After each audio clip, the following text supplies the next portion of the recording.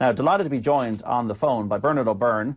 The reason, well, 25 years ago today, a section of English supporters, some of them tied to neo-Nazi group Combat 18, rioted at Lansdowne Road. The Republic of Ireland took a 1-0 lead in the friendly match through a David Kelly goal, and all hell broke loose in the Upper West Stand. Now, Bernard was head of security of the FAI that night. He'd later become chief executive of the FAI, and now is the current CEO of Basketball Ireland. Bernard, how are you?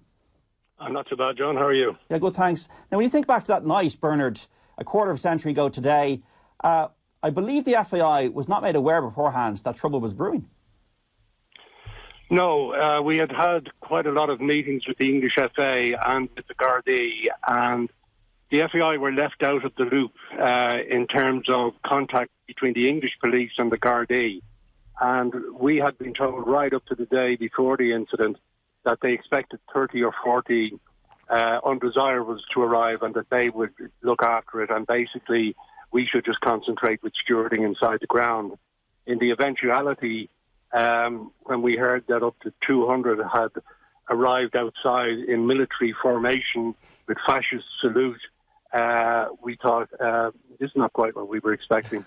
When did you realise that, Bernard? It was a bit like, oh no, here we go. Well, I was, as you say, head of security, which, let me say, was really head of stewarding back in those days, you know, because we would have been doing games like Luxembourg and, you know, whatever.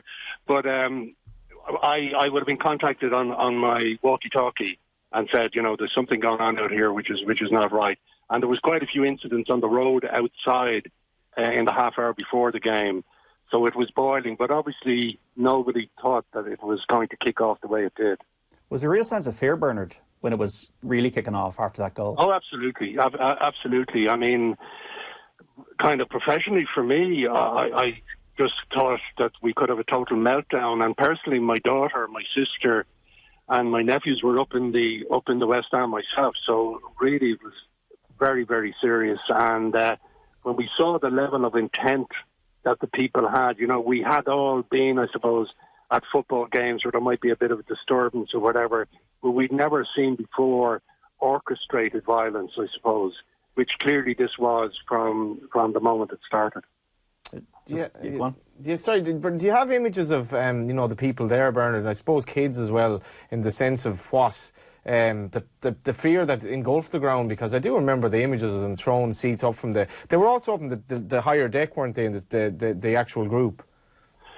They were. Well, I can tell you a lot of the images are scorched on my memory, so it's like looking at a photograph for me. You know, I'll never forget that night. Yeah, I mean, skinheads, that type of person, leather jackets. What we did notice kind of fairly quickly, a lot of people on mobiles, so they were obviously communicating with each other. The reason they were up in the upper stand was on Garda advice. And the reason they were there was that the nearest major exit was actually down behind that part. So if we needed to get people out or to evacuate, they wanted it to be close to a major gate. It was ill thought out and was almost a disaster. How did you manage it then in real time? I know there was a baton charge which was caught on TV very vividly. How was it managed to get the situation under control, Bernard? Well, I think the simple answer to that was the on-the-ground Gardaí were heroes on the night. The top brass of the Garda were total idiots, I have to say that. The riot squad was in a hotel down the road having tea and coffee. And when they were called to come, they arrived at the wrong gate. And that delayed their entry into the situation by 10 to 15 minutes, which was crucial. So it came to be the responsibility of the Gardaí and some professional stewards that we had hired. And, you know, for that 10 to 15 minutes, it was hand-to-hand combat. You know, I wasn't involved in any of that. We left it to the professionals. But the on-the-ground Gardaí were the heroes of the night. But Bernard, if you were aware, as you say, that there was that 200 had turned up and that things were starting to look dodgy, how the hell did the riot police end up down the road having tea and coffee when mayhem broke loose? Yeah, so that, you know, that's a question for the chief super at the time, who I haven't spoken to since that night. And as you know, there was a judicial inquiry afterwards. Yeah. And the outcome of the judicial inquiry was summed up in one of the papers by saying a red card to the English FA, a yellow card to the Gardaí, and a yellow card to the FAI. And I thought that more or less brought broke down the responsibility. The FA had arrived over to us saying they had this wonderful membership club where everybody coming over would have this little pink card and they would know everybody arriving in Dublin, and it was a total fabrication. So I suppose in fairness to the Gardaí, they were caught by surprise, but in terms of reacting to the 200 Nazis outside, that was a public order situation for the Gardaí. It wasn't, in fairness, a matter for me or for the people who were working for me on the night. Just looking at some of the texts here, Bernard, that we're getting in on this story from 53106. Rory Lynch, myself and my brother were both in our mid-teens on South Terrace that night. You could sense on the way there was trouble ahead. Both of us were actually on telly celebrating after Kelly's goal. We had that image as well of James Eager, the 7-year-old boy who was captured on TV. I think it was all over the papers the next day. Yeah. Brendan O'Sullivan, as it was pre-mobile phones, and this we have to remember, mobile phones weren't that prevalent in those days. I remember the queue at the phone box outside Clarkson Rings End with supporters ringing home to say they were safe. Also the strange quiet atmosphere around the city centre later that night. Chris Minahan waited at turnstiles with Marty Connolly to get into the South Stand, Schoolboy Terrace. Police and stewards come round bend, escorting all the English fans, singing and shouting abuse of us. 20 or 30 of them, 15-year-olds, but we could have had them. And Tony, Doug and I was there in the West Upper, one section away from long before the game started. The mood was banned. Coins, golf balls coming our way, dads and kids being kicked out of their seats as the trouble spread. Every few minutes a steward or guard appeared, looked over and left. Gavin Fox was there, a young lad, 13 years of age, with my dad, was in the same stand but not at the other end. Didn't really know what was happening at the start, but very quickly as things started flying we all had to go. Remember shouts of they're letting them out this way a few times. Raging for David Kelly, who scored that goal. Bernard, just do you think that's in the past now? We could have an England-Germany situation in Dublin this summer with all policing and international Interpol and all that kind of thing. Look, they're very much a minority of English fans. England came here in 2015. It was a boring friendly, but there was no issues. They had Euro 96 a year later, and that was a beautiful tournament. So do you think that was just a one-off, Bernard? Well, I think it was, and I think, there was a huge clampdown afterwards in England on all those people, and they were banned and whatever. But I think I'm fairly right in saying that maybe a year ago, basically every time England travel away, there's still a small nucleus of people intent on creating trouble.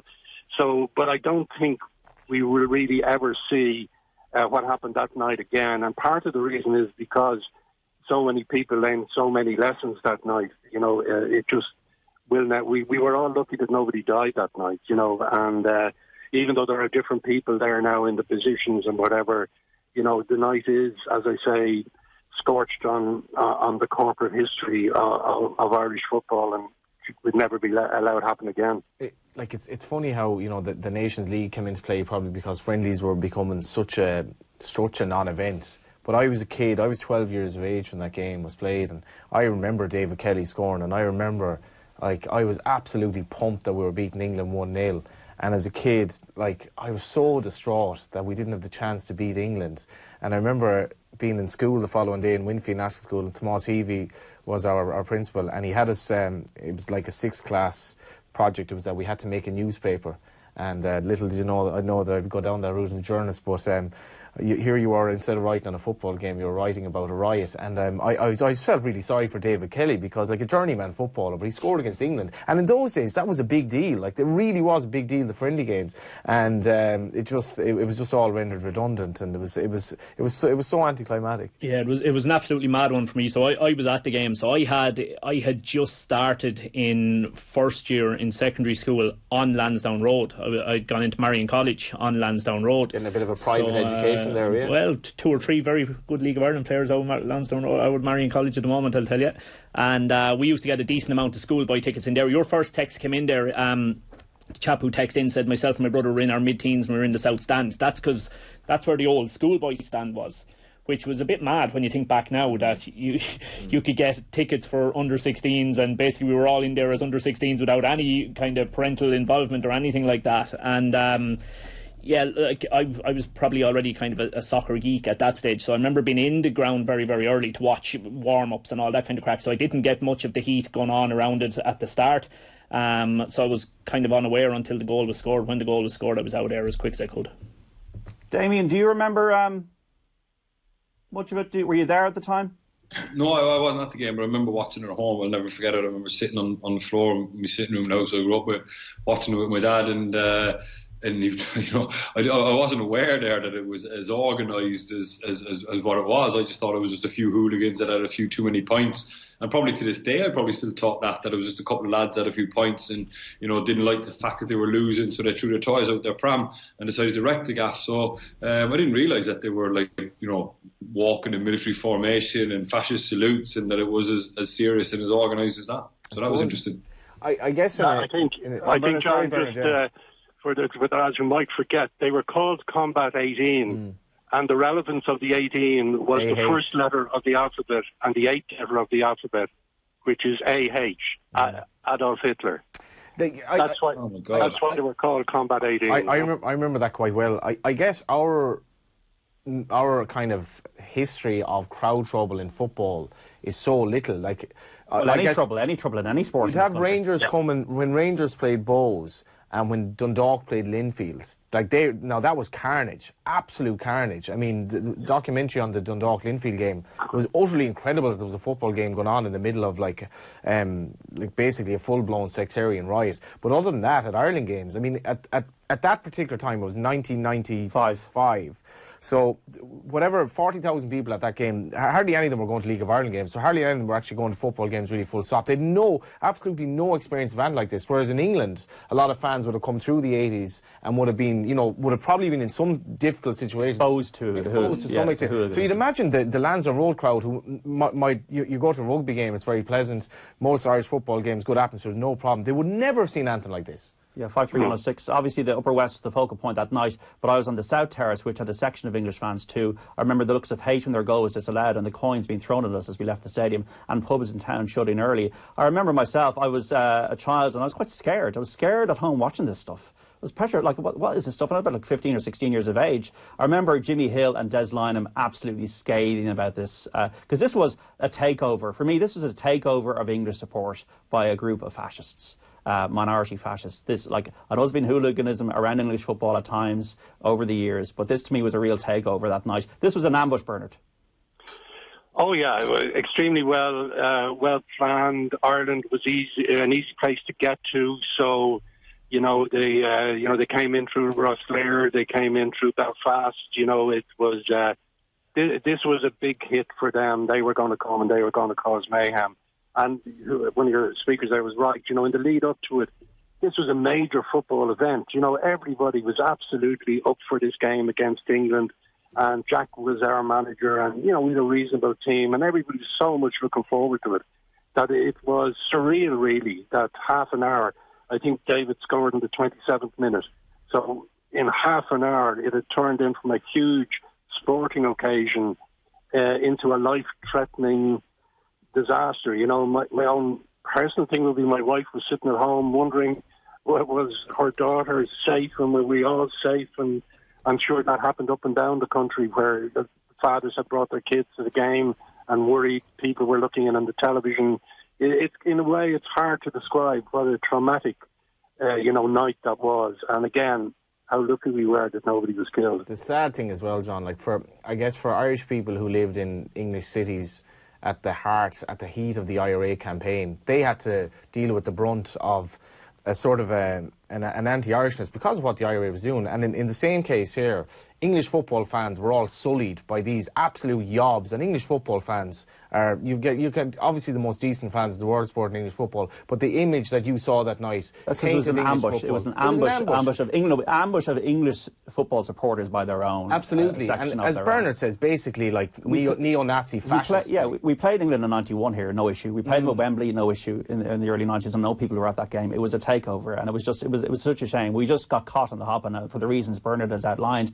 Here's one. I was at 15 at the time. The day before, I was caught robbing Cadbury cream eggs in a shop by where I went to school. My dad had gotten tickets for the two of us. Needless to say, we didn't go to the match. Kind of glad now for Peter and Brad.